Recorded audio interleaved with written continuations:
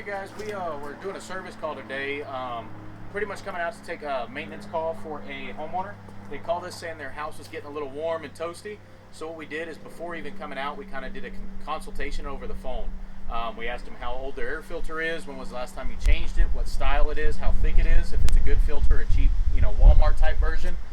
We also asked them if the breaker was on, if their thermostat, if they've messed with that, or one of the kids might have flipped one of the switches, one of the buttons, or actually kicked it over to heat, anything like that, or if they had any kind of moisture or water coming out of that unit because maybe the coil would have froze up. So we got it here today. I've already put everything away, but I wanted to kind of go over. This is an old Ream unit. It's an old R22 system. So we hooked up the gauges on it, checked all the pressures, checked everything to see where we were at. We were actually quite a few pounds short than what we should be.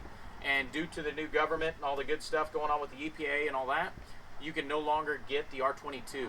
And also the price of getting that fixed or maintained or repaired is actually going to be it's going to be more worthwhile to actually look at a new unit. So what we're going to do for this customer here is kind of get some different pricing, a couple different options, look at different sears. Of course, the higher the sear, the more the savings. So we're going to look at a couple different options, see what they can afford and what they'd like to put on their home to make sure their family is taken care of during the hot and the cold months. So anyways, this is just an old system.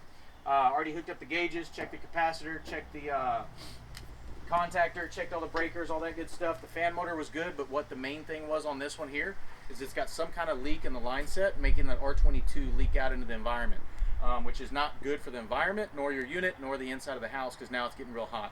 So what we got to do is now get her ready to get this thing priced up for a new one, come out, do a new install, do new line set, new condenser on the outside, new air handler on the inside, make sure she's got a couple different options, look at the UV, all the different options that we can provide for you, and we can get them back up and running before it starts to get too hot. Right now is the time to start doing your maintenance, so we can provide a maintenance call to come out to your home, your property, take a look at this on your residence, on the commercial side, come out, take a look at those units and see if we can do proper maintenance before your unit goes to this level, because then of course you are now on the hook for a large expense versus a couple $100 worth of maintenance, something like that. So it just really depends on the situation. But anyways, if y'all have any comments, questions, please feel free to reach out to us. This is Garrett with Warrior Wolf Contractors. Y'all have a great day.